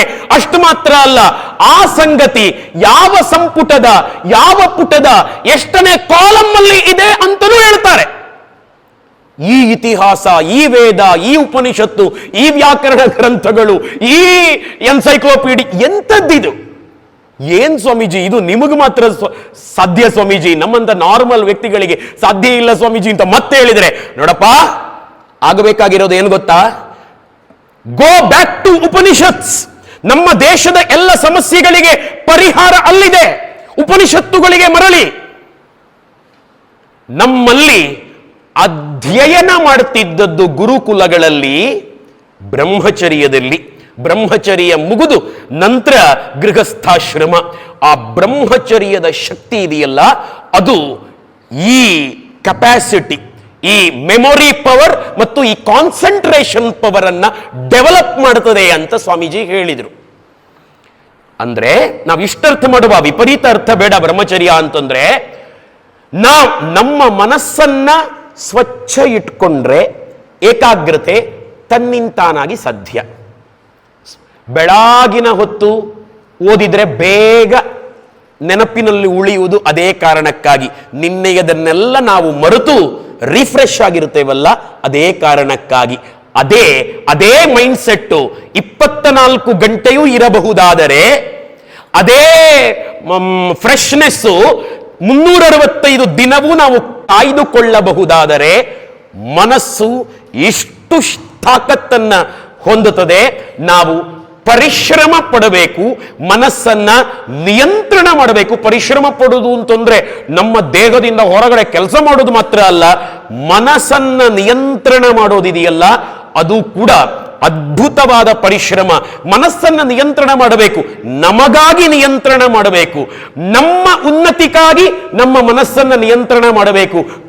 ಕೊಳಕು ವಿಷಯಗಳು ಮನಸ್ಸಿನಲ್ಲಿ ಹೋಗದ ಹಾಗೆ ನಮ್ಮ ಮನಸ್ಸನ್ನ ನಮ್ಮ ಒಳ್ಳೆಯದಕ್ಕಾಗಿ ನಿಯಂತ್ರಣದಲ್ಲಿ ಇರಿಸಿಕೊಂಡು ಕಾಯುವ ಶಕ್ತಿಯನ್ನು, ಸಂಯಮವನ್ನು, ತಾಳ್ಮೆಯನ್ನು ರೂಢಿಸಿಕೊಂಡೆವು ಅಂತಂದ್ರೆ ಸಕ್ಸಸ್ ಅನ್ನೋದು ಬಹಳ ಅಂಗೈಯನ್ನಿನ ನೆಲ್ಲಿಕಾಯಿ ಆಗ್ತದೆ ಅನ್ನುವುದನ್ನ ನಾವು ಸ್ವಾಮೀಜಿ ಜೀವನದಲ್ಲಿ ಅರ್ಥ ಮಾಡಿಕೊಳ್ಳಬಹುದು ಅಂತ ಹೇಳ್ತಾ, ಟೈಮ್ ಏನಾದರೂ ನನ್ನ ಸ್ನೇಹಿತನಿಗೆ ಹೇಳಿದೆ, ಒಂದು ಸಿಗ್ನಲ್ ಕೊಡಬೇಕಾಯ್ತಾ 40 ನಿಮಿಷ ಆದಾಗ ಅಂತ. ಬಹುಶಃ 40 ನಿಮಿಷ ಆಗಿದೆ, ಅವರ ಸಿಗ್ನಲ್ ಬಂದಿಲ್ಲ. ನನ್ನ ಅಂದಾಜಿನ ಪ್ರಕಾರ ನನ್ನ 40 ನಿಮಿಷದ ಭಾಷಣವನ್ನ ಇಲ್ಲಿಗೆ ಕೊನೆಗೊಳಿಸ್ತೇನೆ. ಏನಾದರೂ ಒಂದು ಸ್ವಲ್ಪ ಜಾಸ್ತಿ ಆಗಿದ್ರೆ ಕ್ಷಮ್ಯತಾಂ. ನಮಸ್ತೆ.